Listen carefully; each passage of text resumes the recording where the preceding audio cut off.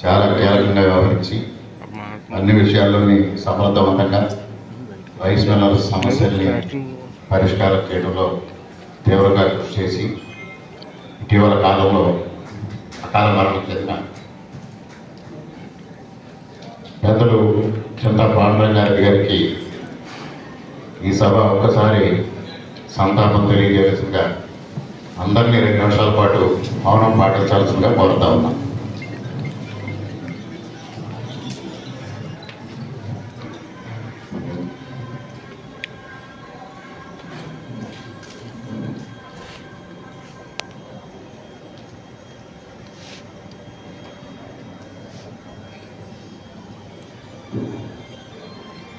Thank you. వెల్లడించారు. వారికి మనందరి తరఫున ప్రత్యేకమైనటువంటి కృతజ్ఞత. ఇప్పుడు శాసనసభ్యుల్ని ఒక్కొక్కరిగా ఒక వరుస మొదటి వరుస శాసనసభ్యుల సన్మాన కార్యక్రమం కూడా అదేవిధంగా మనం తోపులాట్ లేకుండా ఒక వరుస అయిన తర్వాత ఒక వరుస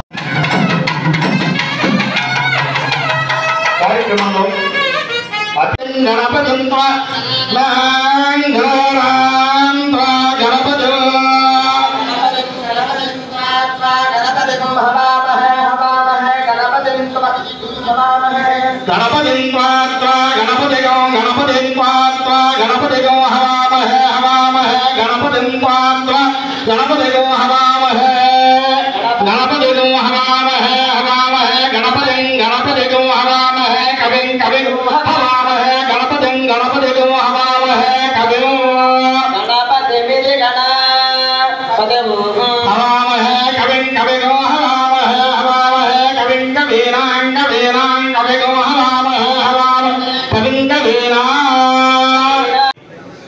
నూతన కార్యవర్గానికి తన యొక్క అభినందనల్ని అందజేస్తున్నారు.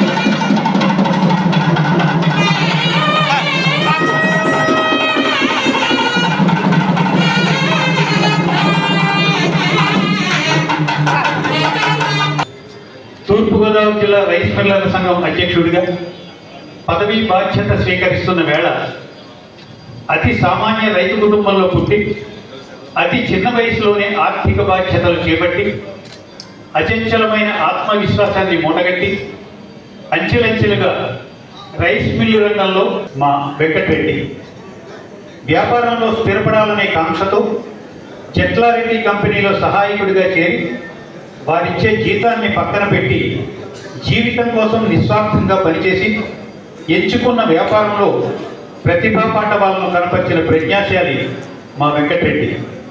రైస్ మిల్లు రంగాన్ని వృత్తిగాను, రియల్ ఎస్టేట్ రంగాన్ని సంఘ శ్రేయ సంక్షేమానికి ఆదర్శ కీర్తి మాన్యశ్రీ నల్లమిల్లి రామకృష్ణారెడ్డి, అనపర్తి నియోజకవర్గ శాసనసభ్యులు, ప్రగతి మార్గ ప్రయోజన ప్రమోద దీప్తి, సకల జనాభ్యుదయ ఆనంద రూపశిల్పి, రాజకీయ ఔన్నత్యానికి వన్నె తెచ్చిన, ప్రజాసేవతో పునీతమైన, తరతరాల వారసత్వ సంపదకు అమూల్య అనర్ఘరత్నమై ప్రజానాయకుడు శ్రీ నల్లమిల్లి మూలారెడ్డి అనుంగు పుత్రరత్నమై, రామవరం గ్రామ ప్రేమ పాత్రమై, అనపర్తి ప్రాంత ఖ్యాతిని దశ దిశలా విస్తరింపజేసిన తేజమూర్తి శ్రీ నల్లమిల్లి రామకృష్ణారెడ్డి అశేష ప్రజ్ఞాధునీనతతో విశేష సేవలందిస్తూ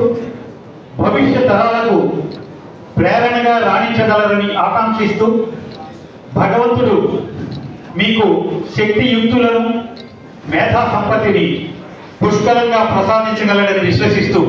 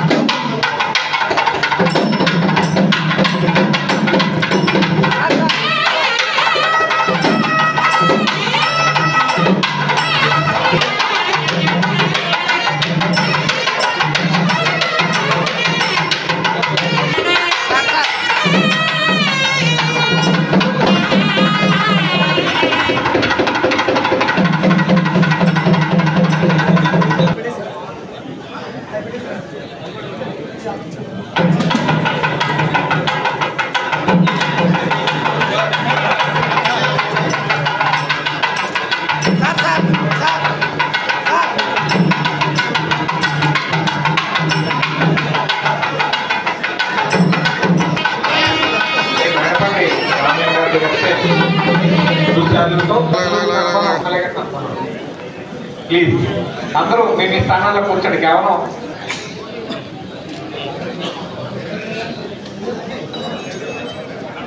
శ్రీధర్ గారు శాసనసభ్యుల్ని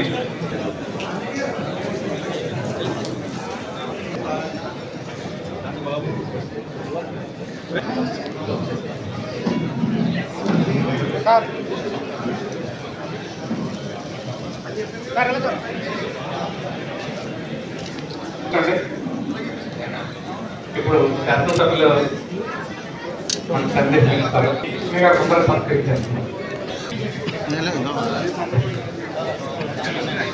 దయచేసి అందరూ ఒక తర్వాత మీరు మీ స్పీచ్ మొదలు పెట్టాలండి.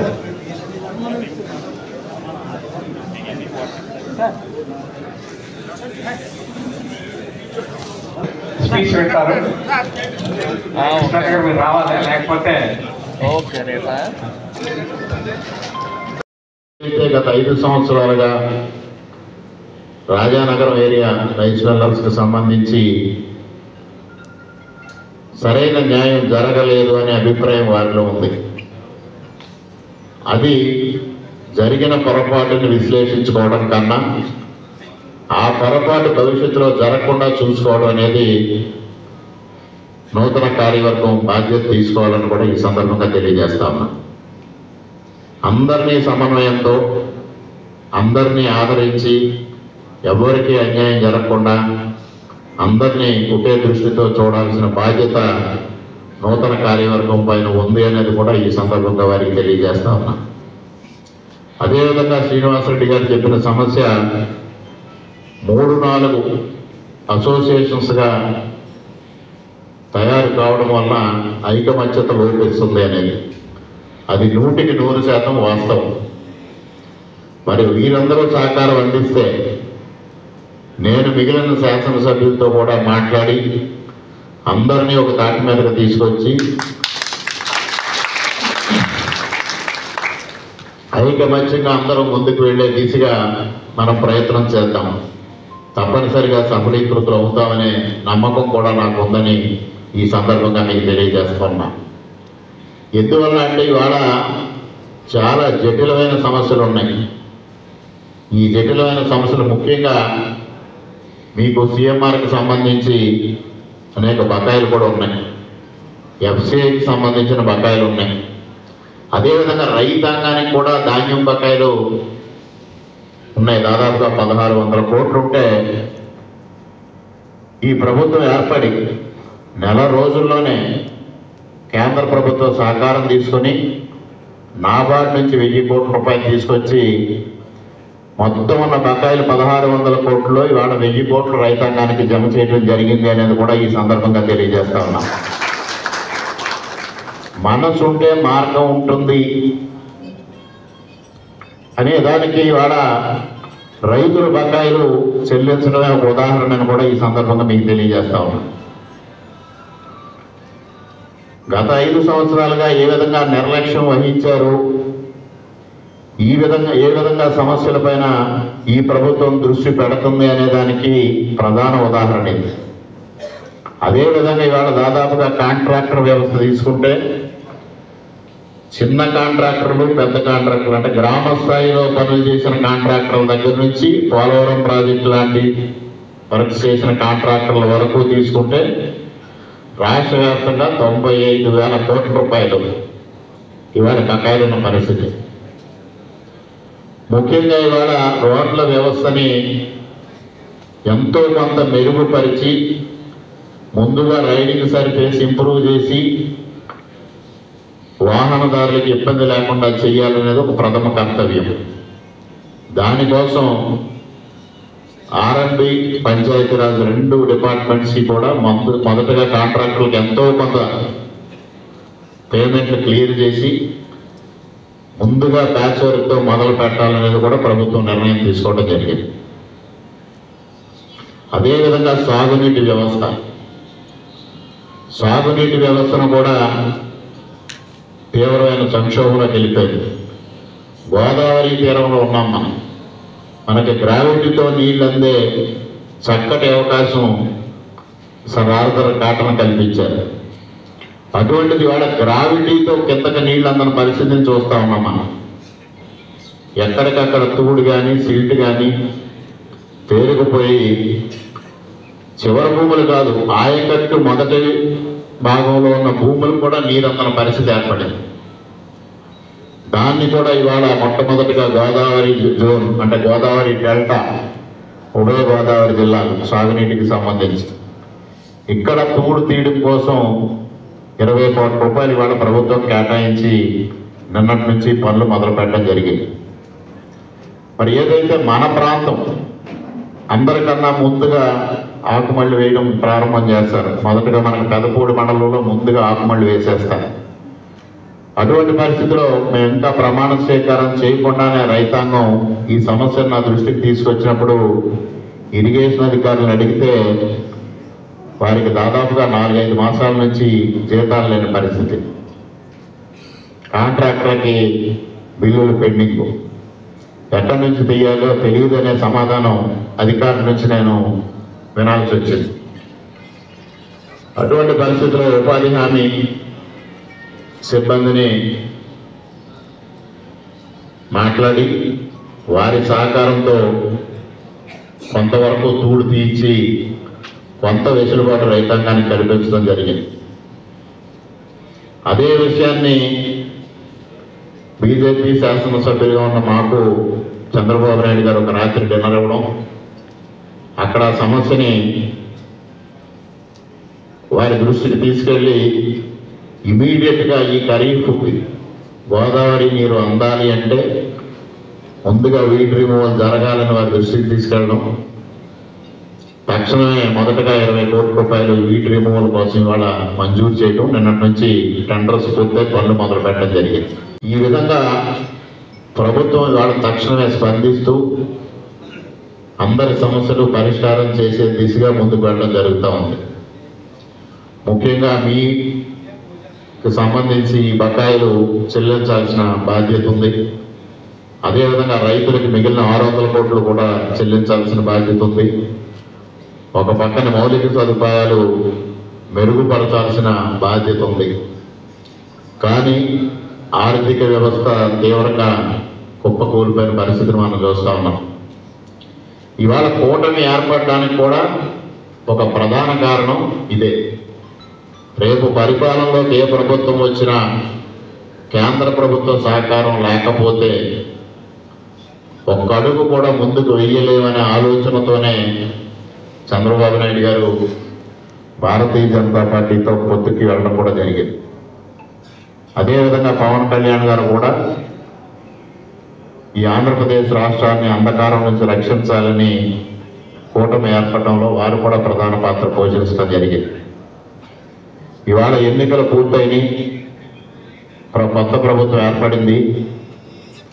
ఇవాళ పాత విషయాలపైన విశ్లేషణ చేస్తూ కక్షలు కార్పణ్యాలు ఆ విషయాలపైన దృష్టి సారించడం కన్నా భవిష్యత్తు ఏం చేయాలి, ఏ రంగాన్ని ఏ విధంగా ఆదుకోవాలి, ఎవరికి ఏ ప్రయోజనం చేకూర్చాలి, ఒక సుపరిపాలన ఏ విధంగా అందించాలి, ప్రజలకు ఒక సంక్షేమమే కాకుండా అభివృద్ధి ఫలాలు సంక్షేమం రెండు కలిపి అందించాలి అని లక్ష్యంతో ఇవాళ కూటమి ప్రభుత్వం ముందుకు వెళతా ఉంది. రాత్రి రాజమండ్రిలో రియల్ ఎస్టేట్కి సంబంధించి ఒక కార్యక్రమం నిర్వహించారు. గౌరవ పార్లమెంటు సభ్యులు పురంధరేశ్వరి గారు, మేము 7 శాసనసభ్యులు, అంటే దుర్గేష్ గారు మంత్రి గారు, మిగిలిన 6 శాసనసభ్యులు మేమందరం ఆ కార్యక్రమానికి హాజరవడం జరిగింది. అక్కడ చూసినా ఇదే సమస్యలు. మొట్టమొదటగా నిర్మాణ రంగం కుదేలైపోయింది గత 5 సంవత్సరాల క్రితం. ఇవాళ మరలా ఉచిత ఇసుక విధానాన్ని తీసుకురావడం ద్వారా నిర్మాణ రంగానికి ఊపిరి లోదాలనే ఆలోచన తీసుకురావడం, అదేవిధంగా ఇటు వ్యాపార రంగాన్ని, రైతాంగాన్ని, చిరు వ్యాపారుల్ని, కార్మికుల్ని అందరినీ ఆదుకోవాలనే లక్ష్యంతోనే ఇవాళ ప్రభుత్వం ముందుకెళ్తా ఉంది. అటువంటి పరిస్థితిలో మీ సమస్యలు సానుకూలంగా స్పందించాల్సిన బాధ్యత ఇక్కడ ఈ ప్రాంత ప్రతినిధిగా నా పైన ఉంది. దానికి సహకారం మిగిలిన సహచర శాసనసభ్యుల నుంచి కానీ పార్లమెంటు సభ్యుల నుంచి కానీ తీసుకొని మీ అందరి సమస్యల్ని ప్రభుత్వం దగ్గర ప్రస్తావించడం, తద్వారా మీకు ఉపశమనం కలిగించడం తప్పనిసరిగా నా బాధ్యత అని కూడా ఈ సందర్భంగా మీ అందరికీ సవినయంగా తెలియజేసుకుంటూ ఉన్నాను. అదేవిధంగా మీరు కూడా రైతాంగానికి సంబంధించి సానుకూలంగా స్పందించాల్సిన అవసరం ఉంది. గత ప్రభుత్వంలో కొన్ని విధానాల వల్ల రైతులు చాలా తీవ్రంగా ఇబ్బంది పడ్డారు. ఒక విధంగా మీరు నష్టపోయారు, మరొక విధంగా రైతాంగం నష్టపోయారు. ఇవాళ ఆ విధానాన్ని కూడా సమూలంగా ప్రక్షాళన చేయాల్సిన అవసరం ఉంది. దానికి మీ సూచనలు సలహాలు కూడా మాకు అవసరం. మొన్నటి వరకు ప్రతిపక్షంలో ఉన్నప్పుడు మేము సృష్టించిన అంశాలు కొన్నే ఉంటాయి. ఇవాళ అధికార పక్షంలోకి వచ్చిన తర్వాత 2 వైపుల అంశాలను స్పృశించాల్సిన బాధ్యత మాకుంటుందనేది కూడా ఈ సందర్భంగా మీకు తెలియజేస్తా ఉన్నా. ఇవాళ ఏ ఒక్క వ్యవస్థ నష్టపోకూడదు, అన్ని వ్యవస్థలు బాగుండాలనే లక్ష్యంతోనే ఇవాళ మేము పనిచేయడం జరుగుతూ ఉందనేది కూడా ఈ సందర్భంగా మీకు తెలియజేస్తా ఉన్నా. ఇవాళ అభివృద్ధి లేకపోతే పారిశ్రామిక రంగం ఏ విధంగా నష్టపోతుంది అనడానికి ఇవాళ ఆంధ్రప్రదేశ్ ఇవాళ భారతదేశంలో ఒక ఉదాహరణగా నిలిచింది. ఒక్క సంక్షేమం పైనే ఆధారపడితే ఏ విధమైన పరిస్థితులు నెలకొంటాయి అనడానికి కూడా ఇవాళ ఆంధ్రప్రదేశ్ రాష్ట్రం ఒక ఉదాహరణగా నిలిచింది. ఆ ఉదాహరణని చెరిపియాల్సిన బాధ్యత మనందరిపైన ఉంది. ఏ వ్యవస్థకి సమస్య వచ్చినా దాన్ని స్పృశించి ఆ సమస్యని పరిష్కారం చేసే దిశగా కృషి చేయాల్సిన బాధ్యత కూడా మా పైన ఉంది. ముఖ్యంగా ఈ ప్రాంతంలో రైస్ మిల్ రంగం గత ఎంతో కాలం నుంచి అంటే ఈ ప్రాంతంలో, అదేవిధంగా మండపేట ప్రాంతంలో, ముఖ్యంగా మన తూర్పుగోదావరి జిల్లా, ఉమ్మడి తూర్పుగోదావరి జిల్లా, పశ్చిమ గోదావరి జిల్లాల్లో వర్క్ కల్చర్ అనేది చాలా ఎక్కువ. Dhanalakshmi ventures DTCP approved layout, Amalapuram పట్టణానికి అతి చేరువలో, ఆహ్లాదకరమైన వాతావరణంలో 100% వాస్తుకు సరిపడిన సువిశాలమైన రోడ్లు, కరెంట్ మరియు అత్యాధునిక డ్రైనేజీ వ్యవస్థతో, చుట్టూ ఫెన్సింగ్ తో ప్లాట్లు అమ్మకమునకు కలవు. అందరికీ అందుబాటు ధరలలో అత్యాధునిక సదుపాయాలతో గేటెడ్ కమ్యూనిటీ వెంచర్స్. మీ సొంత ఇంటి కలను సాకారం చేసుకోండి. Dhanalakshmi ventures, Edarapalli ముక్కాంలా bypass road ఆనుకుని మొసళ్లపల్లి గ్రామంలో. సెల్ 9949227227 మరియు 9676223455.